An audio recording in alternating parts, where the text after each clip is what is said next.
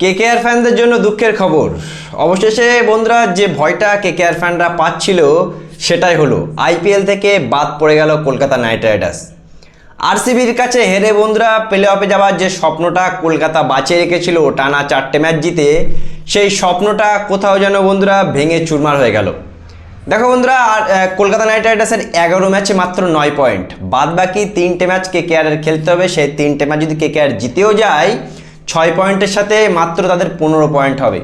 আর বর্তমানে 15 পয়েন্টে কোয়ালিফাই মানে কেউ করতে পারবে না। 15 পয়েন্টে কোয়ালিফাই নেক্সট টু ইম্পসিবল বন্ধুরা। মিনিমাম 16 পয়েন্ট লাগতো, কিন্তু কেকেআর পারলো না। আর পারবে কি করে?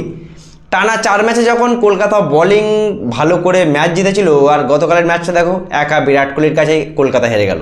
ব্যবহারটাকে কি বলার বলে মনে হয়? মানে তার কোনো লাইন ঠিক নেই, উল্টো পাল্টা বোলিং করে। কালকে দেখো একটা সুযোগ ছিল আরসিবিকে হারিয়ে, বিরাট কোহলিকে আউট করলেই কিন্তু কেকেআর কালকে জিতে যেতে পারত। কেকেআরের কাছে সেই সুযোগটা ছিল, প্লে অফ খেলার একটা স্বপ্ন তারা বাঁচিয়ে রেখেছিল টানা 4টে ম্যাচ জিতে।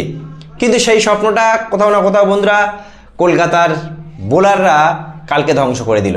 এবং এর সাথে সাথেই 2025 সাল 2026 সাল টানা 2 বছরে বাজে পারফরমেন্স করে কেকেআর প্লে অফের রেস থেকে বাদ পড়ে গেল।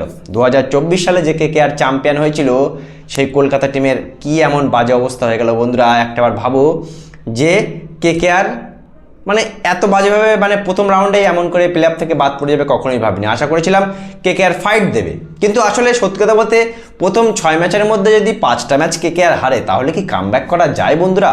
প্রত্যেকটা ম্যাচ কন্টিনিউ কি জেতা যায়? একেবারেই কিন্তু না। কি বলবে কেকেআর ফ্যানেরা?